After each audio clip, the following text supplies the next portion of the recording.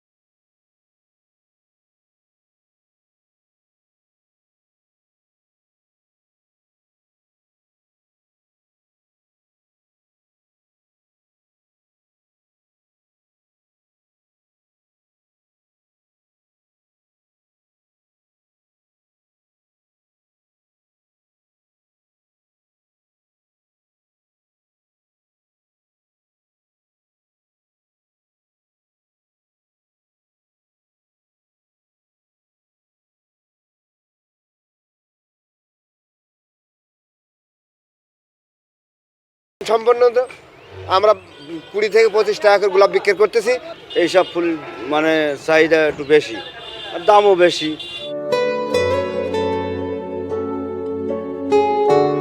ঝিনাইদহের সদর উপজেলার গান্না গ্রামের মাঠ ভর্তি বাগানে শোভা পাচ্ছে গাঁদা, গোলাপ, জারবেরা, চন্দ্রমল্লিকা সহ নানা জাতের ফুল। একেতে ফুলের ভরা মৌসুম, তার উপর সামনে 3টি উৎসব। ভালো লাভের আশায় দিন রাত পরিশ্রম করছেন কৃষকরা। ফুলের আছে কপাল লাগাই কিছু বাজারজাত করার জন্য, আমরা দাম পাওয়ার জন্য এইগুলোর কাজ করছি। আশা করছি সামনে 21শে ফেব্রুয়ারি, 1 ফাল্গুন, 14 ফেব্রুয়ারি এই অকেশনে আমাদের ফুলের বাজার আরো আমরা ভালো পাবো। নারায়ণগঞ্জের বন্দর উপজেলার ব্রহ্মপুত্র নদের তীর ঘেঁষা সাবদি গ্রাম। শুধু সাবদিই নয়, বন্দর উপজেলার 10টি গ্রামে বাণিজ্যিকভাবে ফুল চাষ করা হয় প্রতি বছর। রং বেরঙের ফুল চাষ করে স্বাবলম্বী এসব গ্রামের প্রায় 8000 নারী পুরুষ। গ্রামগুলোতে আবাদ ও সৌন্দর্য দেখতে ভিড় জমেছে ফুল প্রেমীদের। বসন্তকালের আগেই এরকম একটা বাগান তৈরি করছে ওনারা, খুব ভালো লাগতেছে, একদম মনোরম পরিবেশ। বিভিন্ন রকম ফুল দেখতে পাচ্ছি আমরা এখানে এবং খুব সাশ্রয়ী কেনা যাচ্ছে। অনেক রকমের ফুল দেখতে পাচ্ছি, কিন্তু এর আগে যখন আসছিলাম তখন আরো অনেক ফুল ছিল।